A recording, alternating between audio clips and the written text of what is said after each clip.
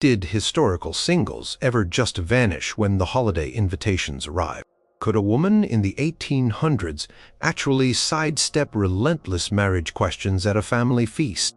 And what if your main festive role was to be the perpetual children's entertainer, just to get a moment's peace?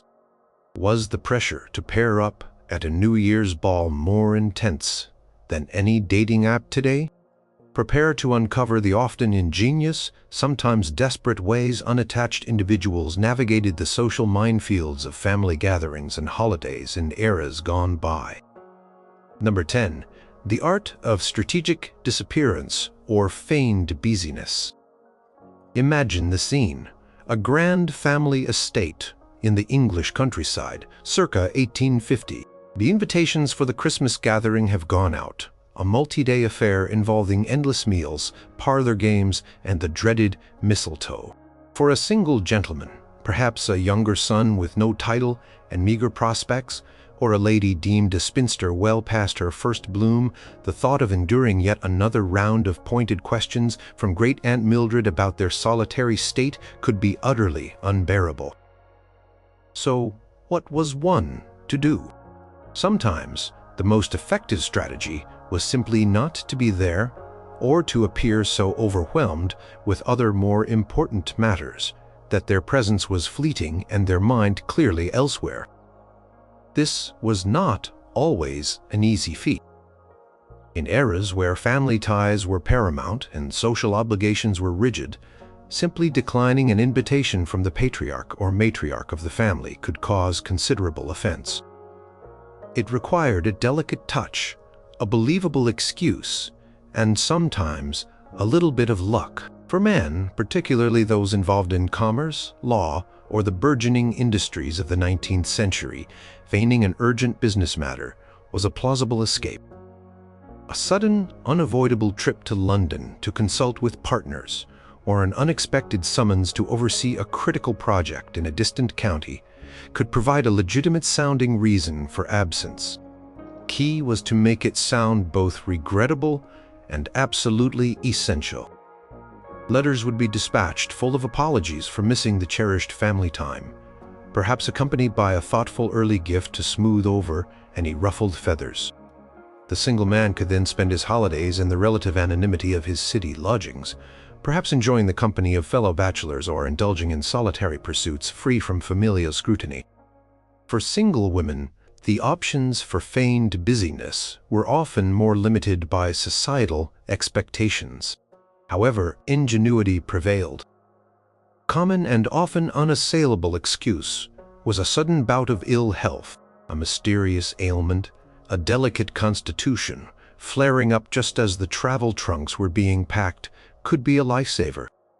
A letter penned in a shaky hand, expressing deep regret at being too unwell to travel or to partake in the festivities, would usually elicit sympathy rather than censure. Of course, this required a certain amount of performance. The single woman might need to confine herself to her rooms for a few days, leading up to the expected departure, perhaps with a strategically placed smelling salt bottle nearby. The risk, of course, was, if the illness seemed too convenient or recurred too frequently around holiday times, suspicion might arise. Another avenue for women was the sudden and urgent need to care for another. A distant cousin falling ill, an elderly friend requiring companionship, or even a charitable cause demanding immediate attention could provide a respectable reason for absence. This played into the societal expectation of women as caregivers and altruistic beings. A single woman rushing off to perform a duty of care was seen as noble rather than avoidant. She might even receive praise for her selflessness, all the while secretly relishing her escape from the prying eyes and matchmaking attempts of her relatives. Sometimes the disappearance was less about complete absence and more about strategic elusiveness during the event itself. If attendance was unavoidable, the single individual might cultivate an air of being perpetually on the verge of an important task. "Oh, I must just check on the cook," or "I promised to help young Thomas with his new toy soldier formation," or "I believe I left my spectacles in the library, I must retrieve them at once." These small, constant errands could keep them moving, preventing them from being cornered for long, uncomfortable conversations. They might volunteer for tasks that kept them behind the scenes, helping with the mountains of dishes, organizing the children's games in a separate wing of the house, or even offering to read aloud to an elderly relative in a quiet room.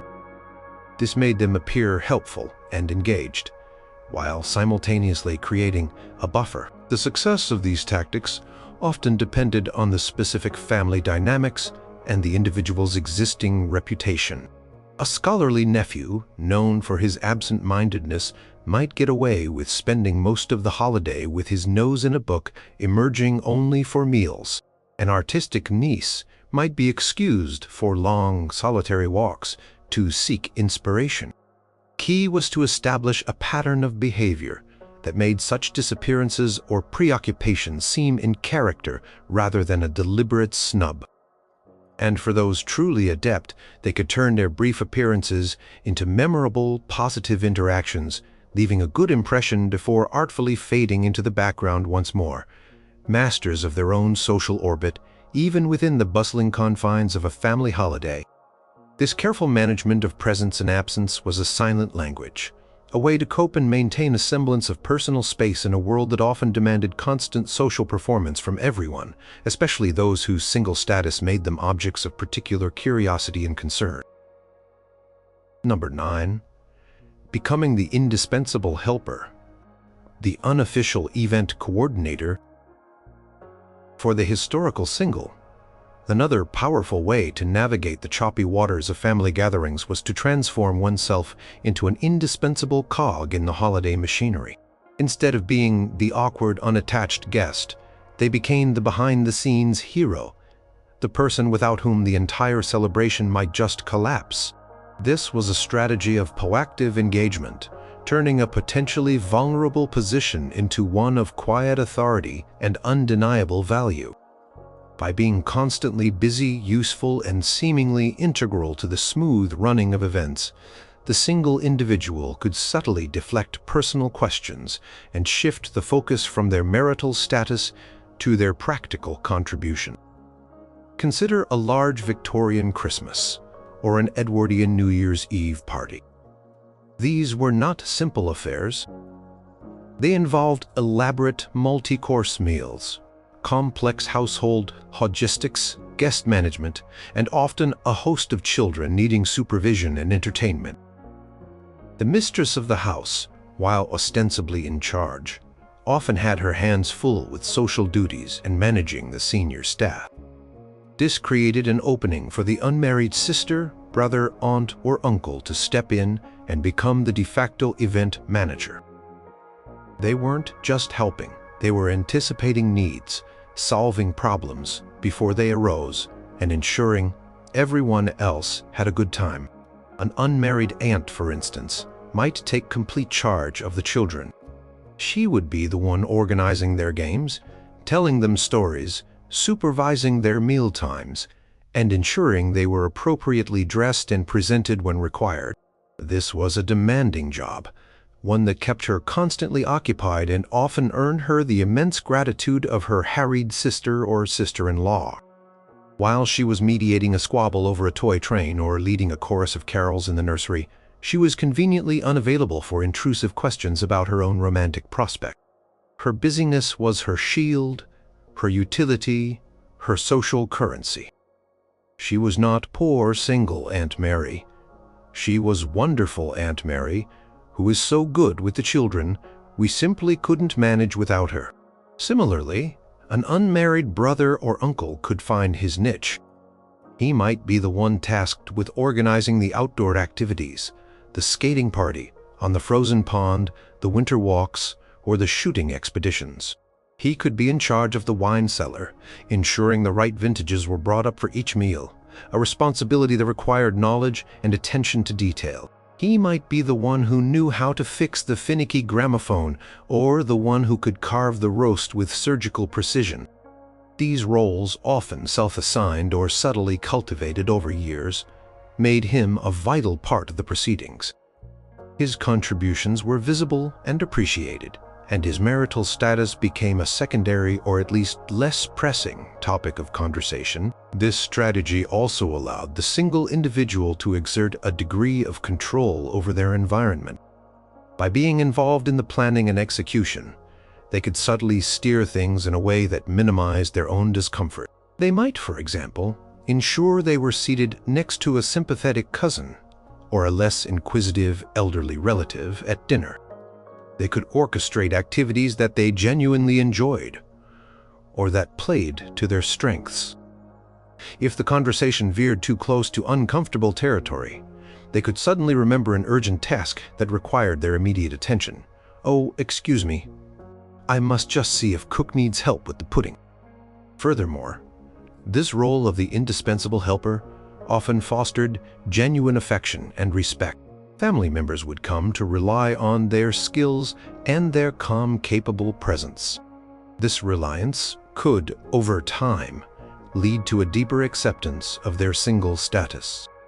They were not defined by who they weren't married to, but by who they were, the reliable, resourceful, and often beloved family member who made the holidays run smoothly. It was a form of integration that did not require conformity to the marital norm, but rather highlighted their unique value within the family structure. This quiet assumption of responsibility was a sophisticated act of social navigation, allowing them to participate fully, yet on terms that offered a measure of protection and agency. They were not merely attendees, they were essential participants, their single status almost an advantage, freeing them up to be the holiday's unsung heroes. Number 8.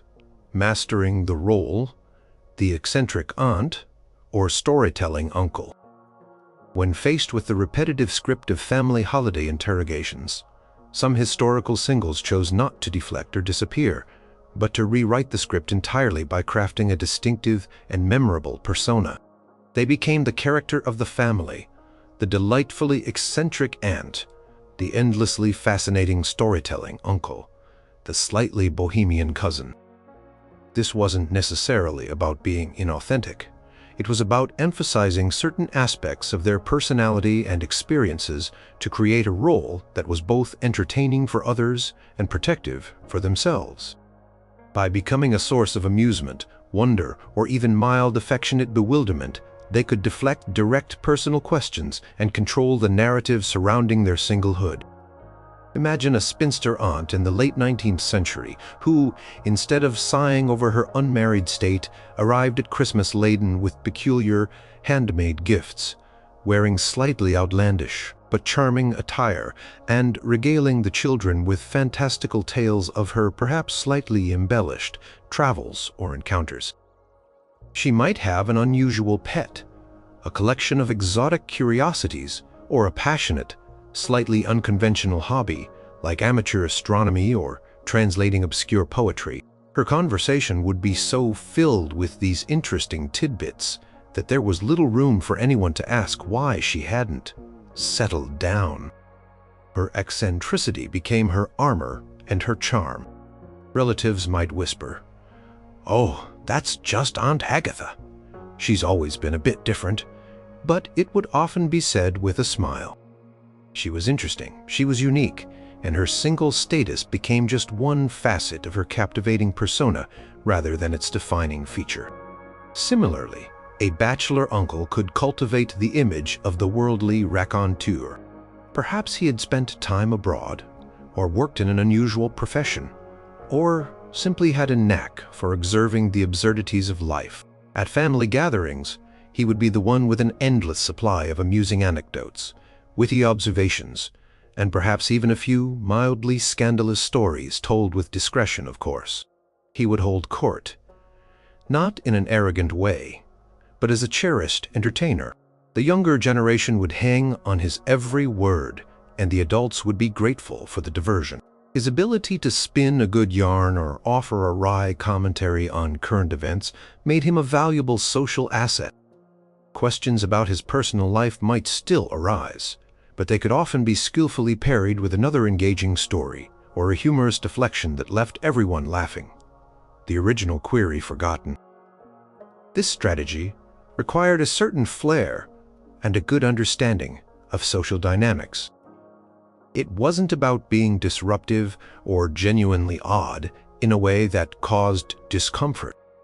It was about curating an image that was enjoyable and non-threatening. The eccentricity was usually within acceptable social bounds, just enough to make them stand out in a positive way. They might be known for their strong, unconventional opinions on art or politics, but expressed with charm and intelligence. They might have a unique talent, playing an unusual musical instrument, performing magic tricks for the children, or being an expert on local folklore. This persona also provided a convenient explanation for their single status, often without it ever needing to be explicitly stated. An eccentric individual was perhaps too unique, too dedicated to their passions, or too unconventional to fit neatly into the mold of marriage. It was an unspoken understanding that their path was simply different. This allowed them to sidestep pity and instead evoke admiration, amusement, or at the very least, intrigued acceptance. They were not seen as lacking something, but as possessing something extra, a unique way of seeing the world, a special talent, or an indomitable spirit.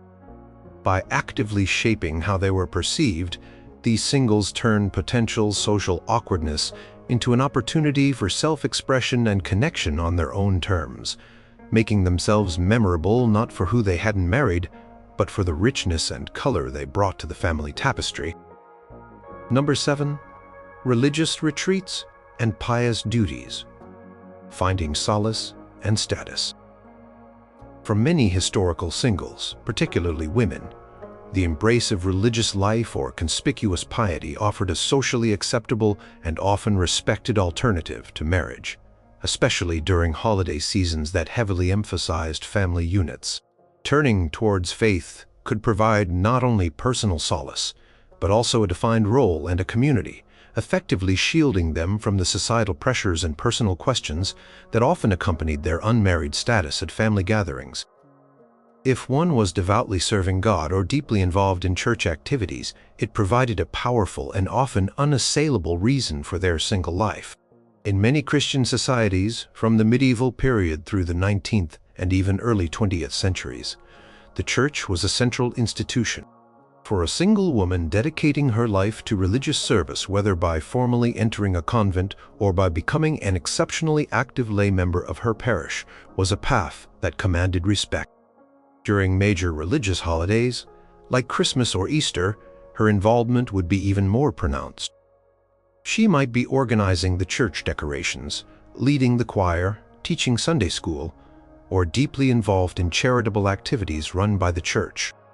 Her busyness during these times was not seen as an escape, but as a testament to her devotion.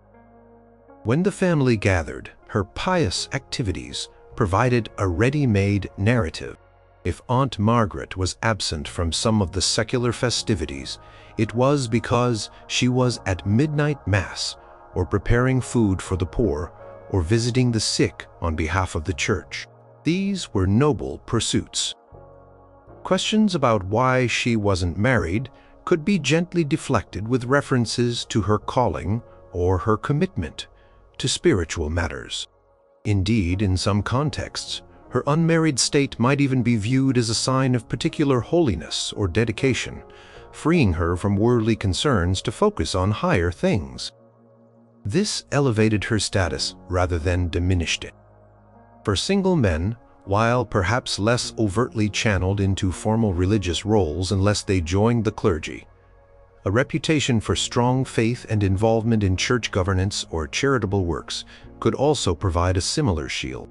A bachelor known for his upright character, his regular church attendance, and his contributions to religious causes might be seen as a pillar of the community. His single status could be implicitly understood as a choice made to better serve his spiritual or communal duties. He might be the one reading the lesson at the Christmas service or organizing the parish's charitable donations. Moreover, religious institutions often provided their own form of family and community. Singles deeply involved in church life would find fellowship with like-minded individuals. Holiday periods, while centered on family, also had strong religious components. Participating in these communal religious celebrations could be deeply fulfilling and provide a sense of belonging that mitigated feelings of isolation. The church calendar itself, with its cycle of feasts and fasts, services and special events, offered a structure and a focus that transcended purely domestic concerns. This path was not without its complexities. The sincerity of one's faith could sometimes be questioned, especially if the individual was perceived as using religion merely as a convenient social shield.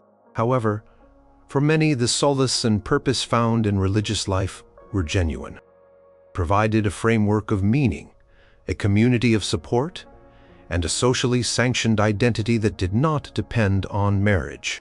During family gatherings, their evident commitment to their faith often preempted uncomfortable questions. Who would dare to suggest that serving God was less important than finding a spouse?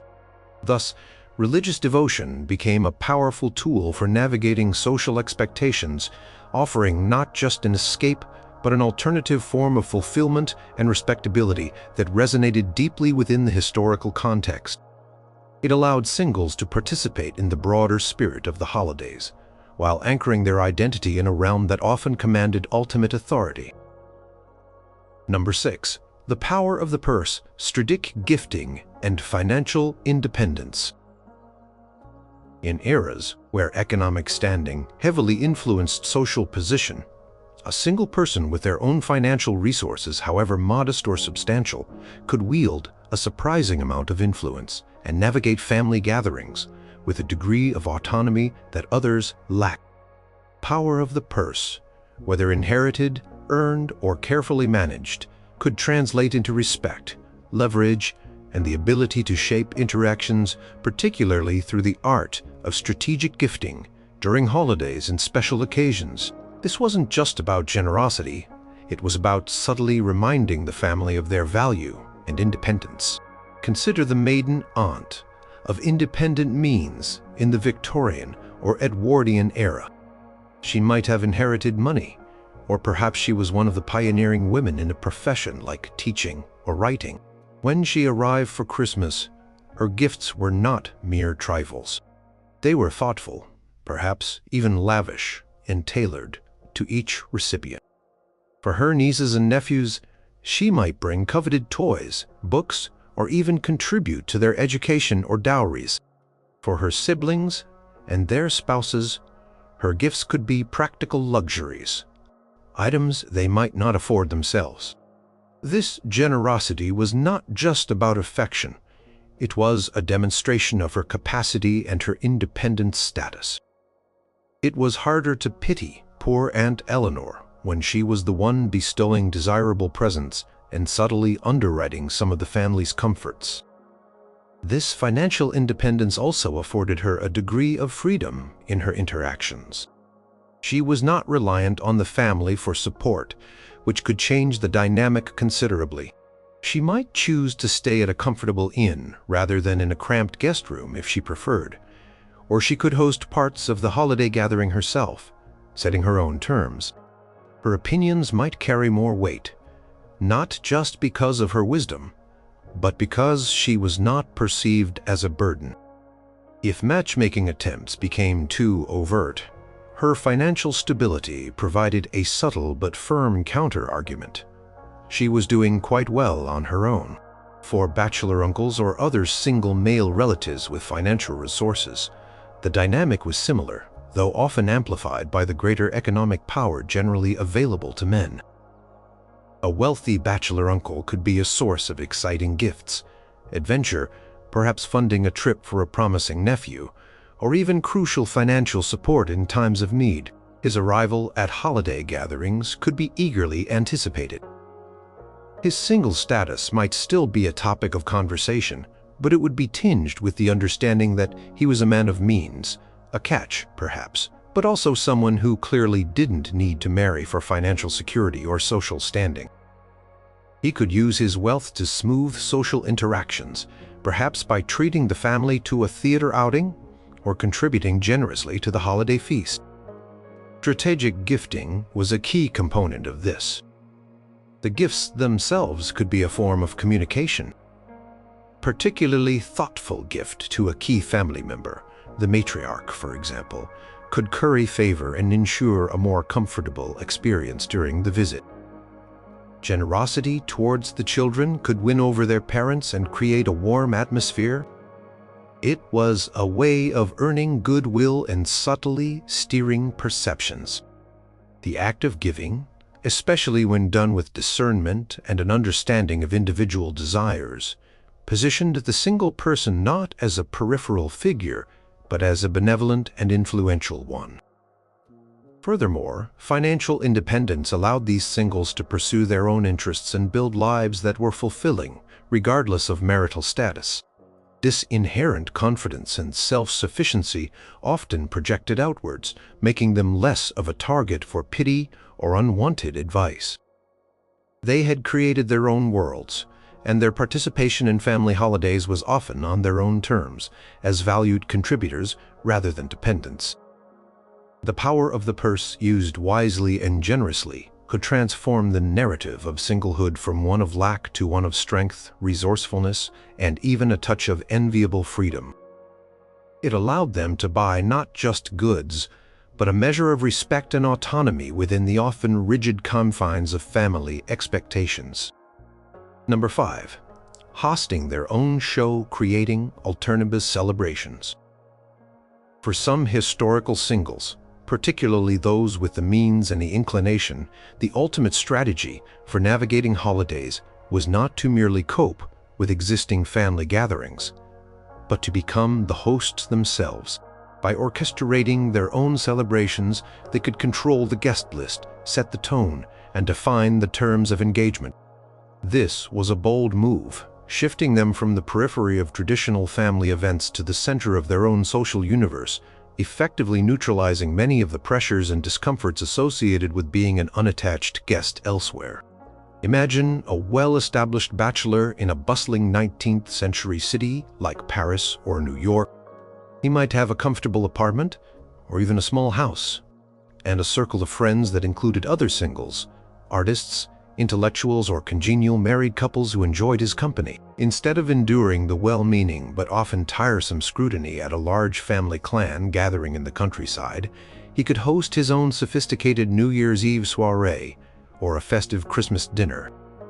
The guest list would be curated by him, individuals he genuinely enjoyed, who appreciated his hospitality, and who were unlikely to make his marital status the focus of conversation. The atmosphere would be of his choosing, perhaps lively and intellectual, or relaxed and bohemian, a stark contrast to the more formal and traditional events of his extended family. Similarly, a single woman of independent means, perhaps a widow or a spinster who had inherited property, could also take on the role of hostess. She might organize a charming afternoon tea party during the holiday season, a musical evening, or a charitable bazaar from her own home. This not only provided her with a fulfilling social outlet, but also showcased her capabilities and her social standing.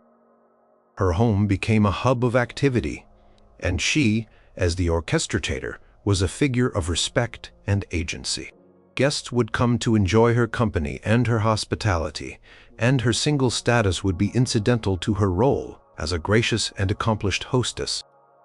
Creating these alternative celebrations allowed singles to include people who might also feel marginalized by traditional, family-centric holidays.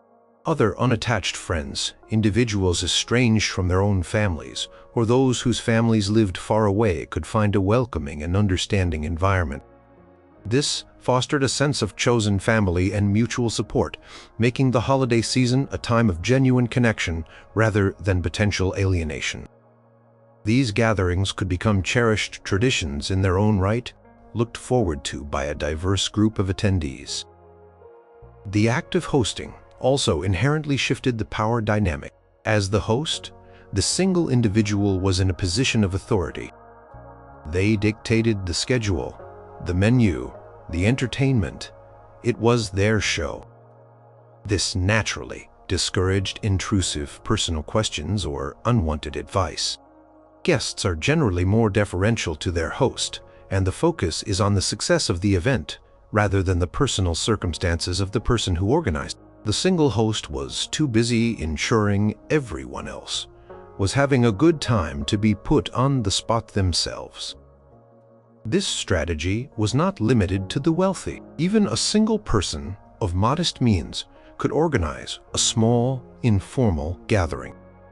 Potluck dinner, a simple gathering for carols and conversation, or an outing to a public event could serve the same purpose, creating a positive, self-directed holiday experience. The key was the initiative and the desire to shape one's own social life, rather than passively accepting the default. By becoming hosts, these historical singles demonstrated their independence, their social skills, and their ability to create joy and community on their own terms. It was a proactive and empowering way to navigate a season that could otherwise highlight their unpartnered status.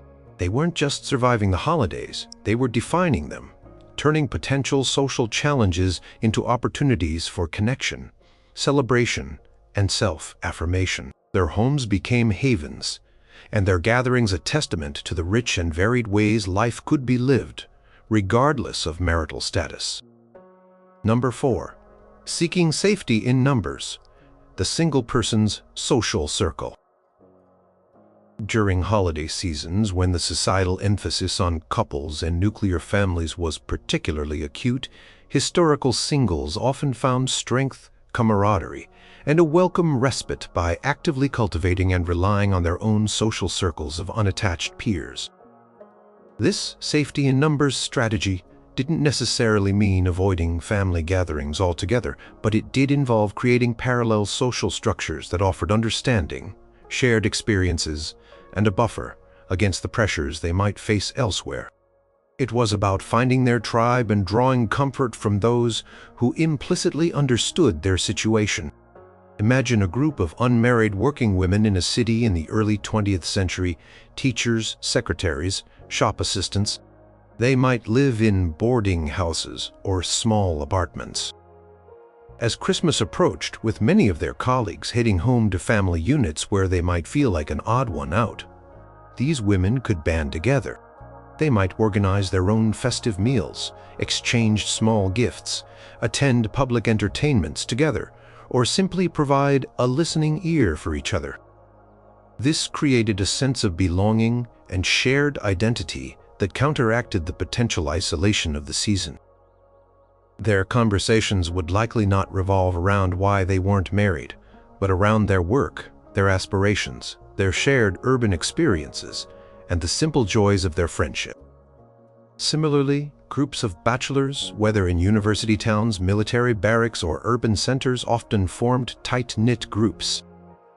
During holiday leave or breaks, those who couldn't or preferred not to return to the family fold would create their own ad hoc festivities. This might involve boisterous dinners at a local chop house, card games lasting late into the night, or excursions to sporting events. The unspoken understanding within these groups was a shared freedom from domestic responsibilities and expectations. Their single status was not a point of concern, but a common bond, allowing for a different kind of holiday experience, often characterized by male camaraderie and a certain roguish independence. These single-centric social circles weren't always formed out of a deliberate rejection of family, but often as a necessary supplement. A single person might still attend the obligatory family dinner, but knowing they had a gathering with their unattached friends to look forward to later could make the family event more bearable. It provided an escape valve, a place where they could relax and be themselves without explanation or apology. Sometimes, these circles could even infiltrate the larger family gatherings. If a single person was able to bring along another unattached friend to a holiday event, a fellow traveler, it could significantly alter the dynamic. Suddenly, they were not the sole representative of singlehood. They had an ally, someone to talk to who understood, someone who could help deflect awkward questions or create a diversion. Two singles together often presented a more formidable, or at least less vulnerable, social unit than one alone. The nature of these circles varied greatly, depending on social class, gender, and location. In aristocratic circles, unmarried women might form close bonds with other spinsters or widows, attending social events together and providing mutual companionship. In more bohemian or artistic circles, groups of like-minded singles might create deliberately unconventional holiday celebrations that rejected bourgeois norms altogether. Common thread was the solace and strength found in shared experience. These networks provided more than just social company. They offered emotional support and practical advice. Singles could share strategies for dealing with inquisitive relatives, exchange news about other unattached acquaintances, and affirm the validity of their own life choices. In a world that often viewed singlehood, especially for women, as a state of deficiency, these friendships were vital for maintaining self-esteem and a positive outlook.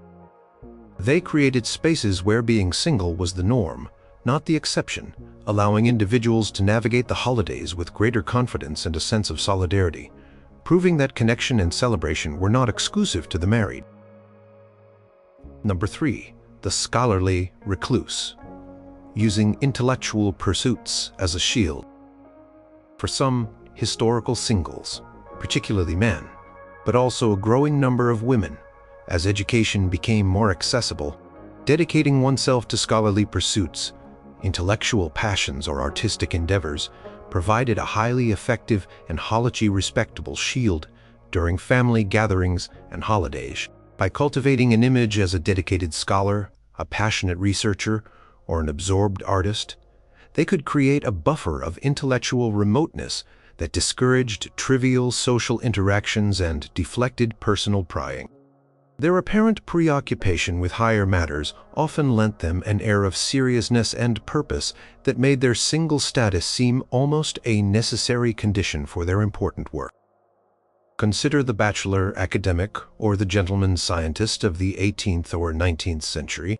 When he attended the Christmas family gathering, he might arrive with a stack of books or papers, his mind seemingly still wrestling with a complex theory or a critical experiment. He might be physically present, but his engagement with the more frivolous aspects of the holiday would be minimal. He would perhaps participate politely in dinner conversation, offering integral but brief contributions before excusing himself to the library or his room to continue with some urgent research or collate some notes.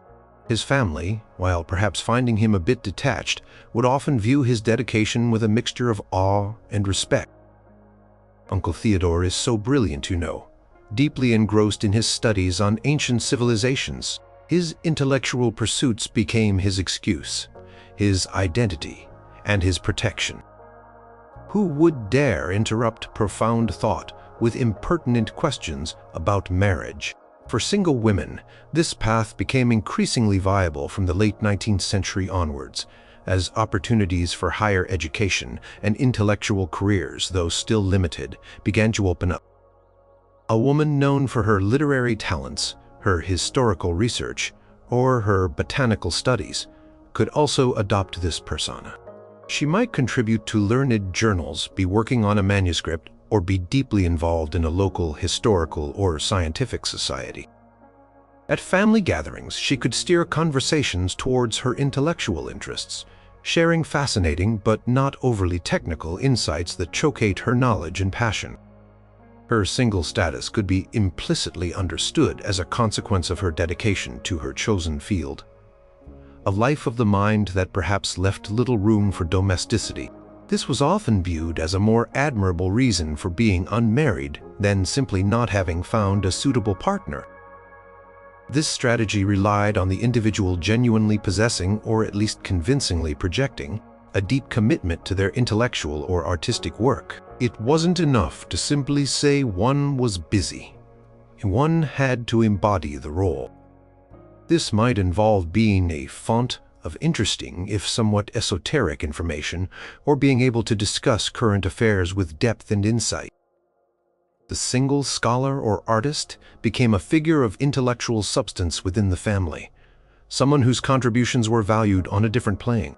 Moreover, these pursuits provided a legitimate reason for having a somewhat detached or unconventional lifestyle that might include irregular hours, a preference for solitude, or extensive travel for research or inspiration, all factors that could make traditional married life seem less compatible.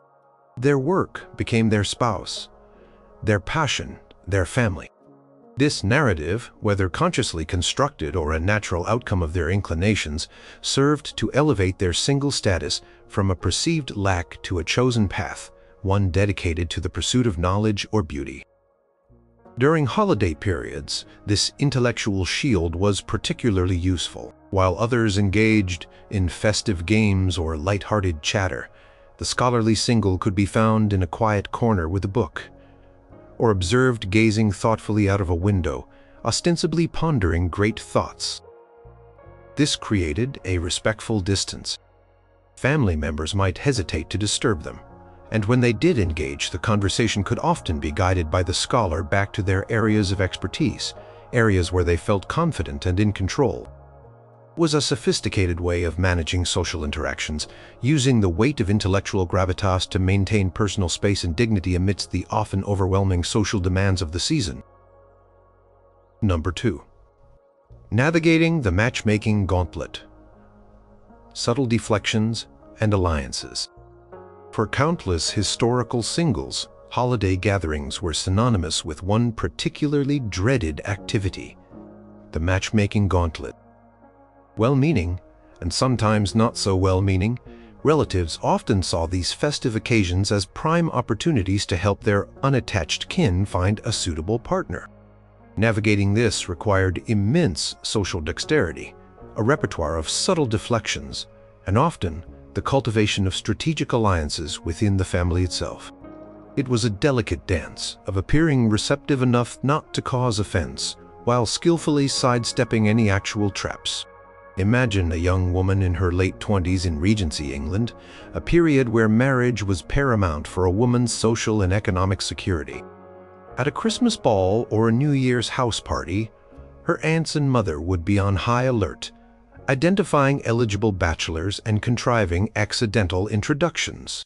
To survive this, she needed to be adept at the art of polite evasion. When a particularly unsuitable or unwelcome suitor was presented, she couldn't be overtly rude. That would reflect badly on her and her family. Instead, she might develop a sudden fascination with a nearby art object. "Oh, what an exquisite porcelain figure! I must examine it more closely."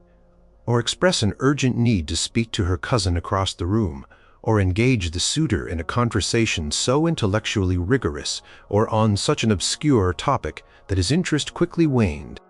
Key tactic was the engaged elsewhere. Deflection.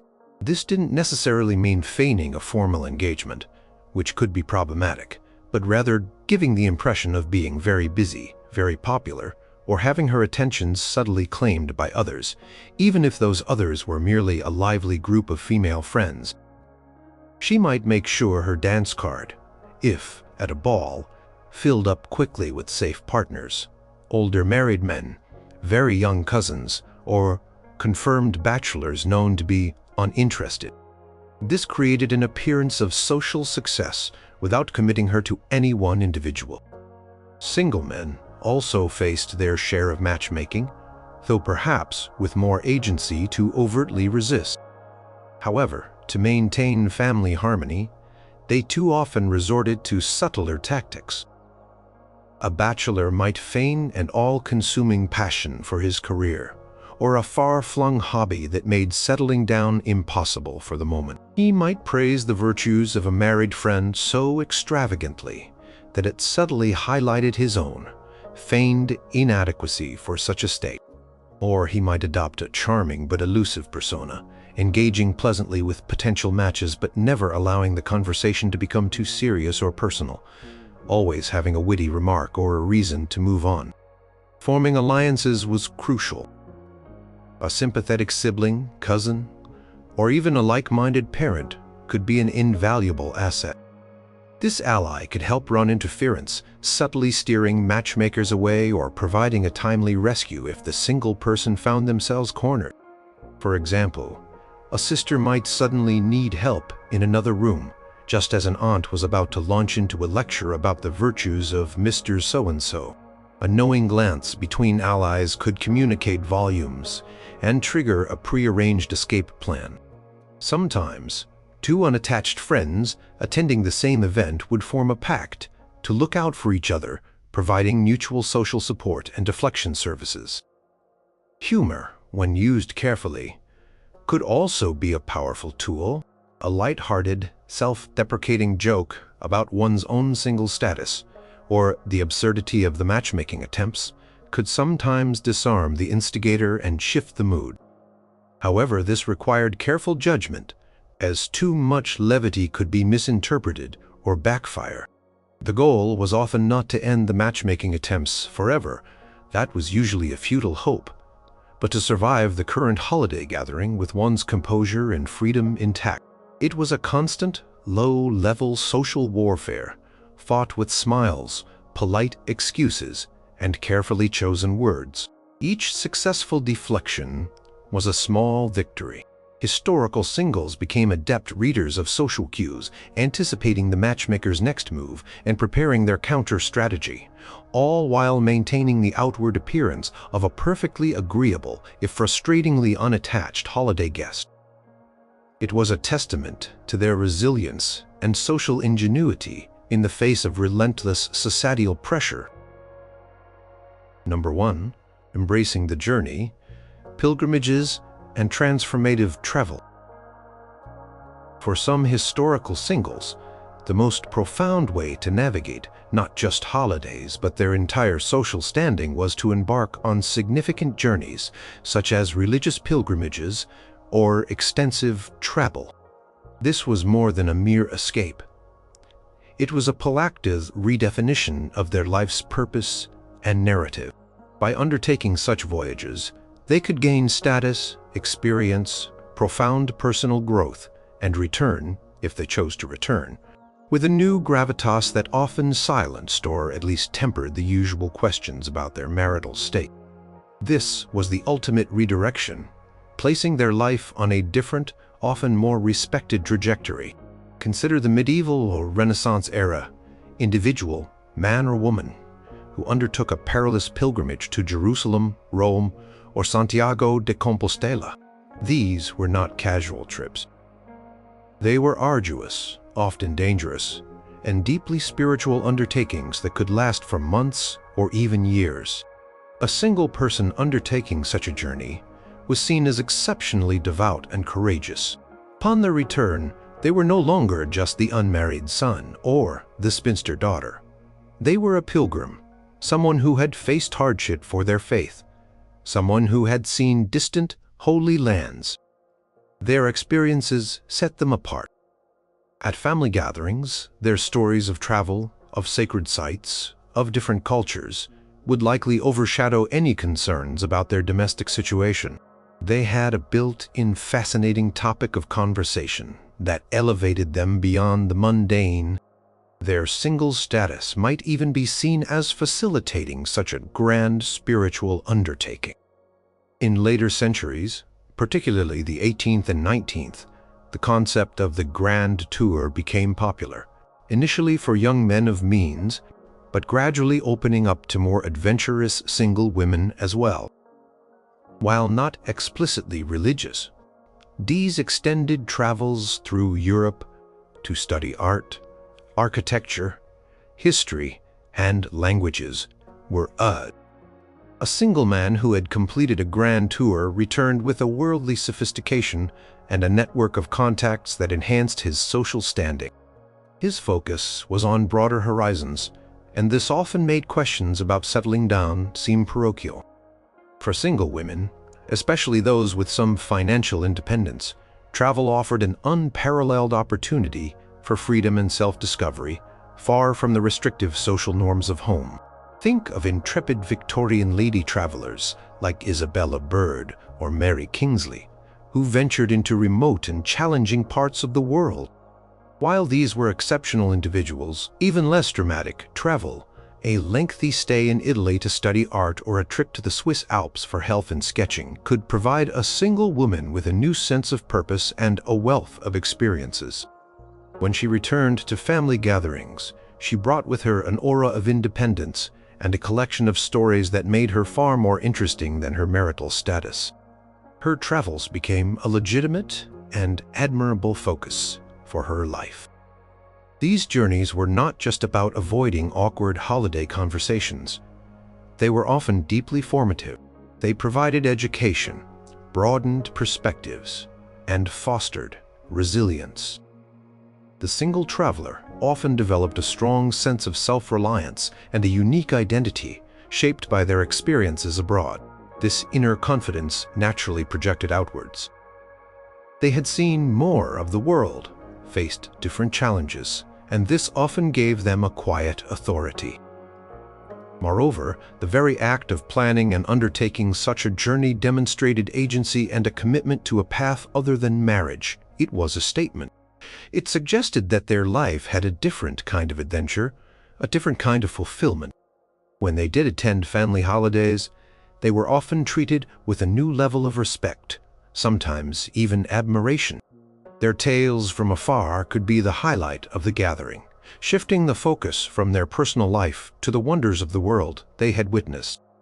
This embrace of the journey, whether spiritual or secular, allowed historical singles to craft a compelling narrative for their lives, one that celebrated exploration, learning, and personal growth, effectively transcending the narrow confines of traditional expectations and making their singlehood seem not a lack, but a passport to a wider world.